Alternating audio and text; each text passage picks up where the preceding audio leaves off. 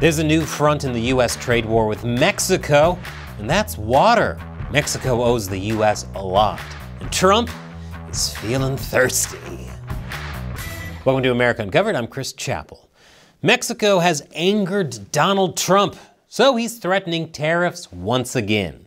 He will get them to pay for that wall. Trump says Mexico has failed to halt both illegal migration and fentanyl to the U.S. southern border.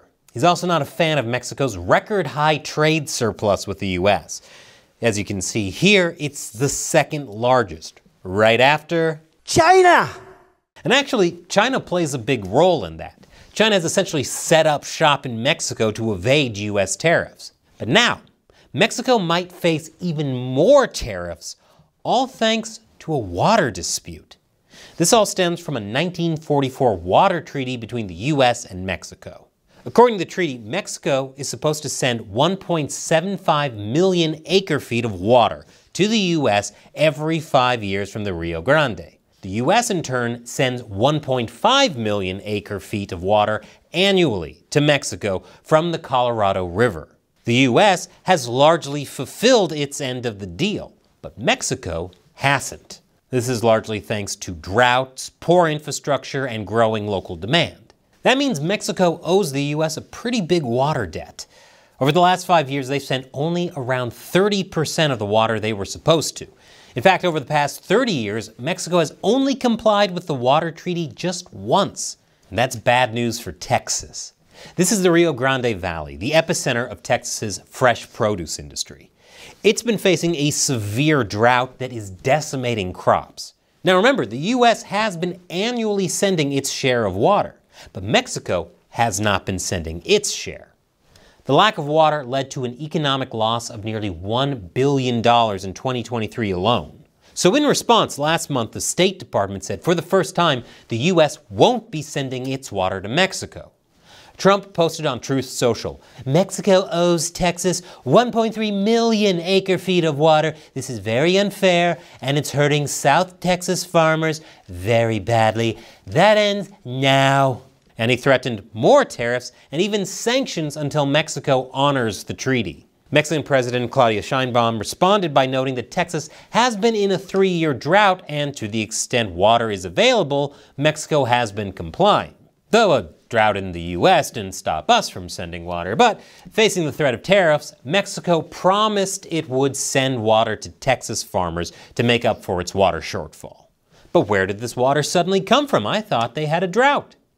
Well, Sheinbaum can't exactly afford to draw Trump's anger, especially since Mexico relies so much on the U.S. for things like natural gas.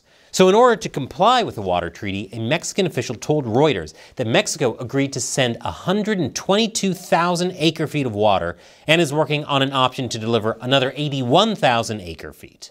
But that would still mean Mexico had sent less than 40% of the water it owes under the treaty. But sending even that amount could cause major problems for Mexico. Senator Mario Vasquez of the Mexican state of Chihuahua said, "For Chihuahua to deliver water right now is death." So it's not too hard to see that things could get really ugly really quickly, as it has in the past.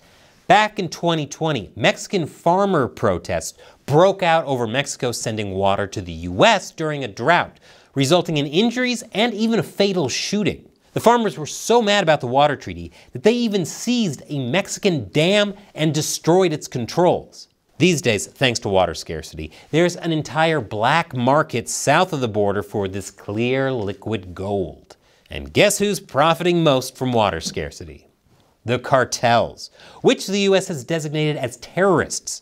Using water trucks, pipelines, and an army of lookouts, the cartel is siphoning water from lakes, rivers, and creeks in the mountains of the northern state of Chihuahua. They're even hijacking water trucks at gunpoint.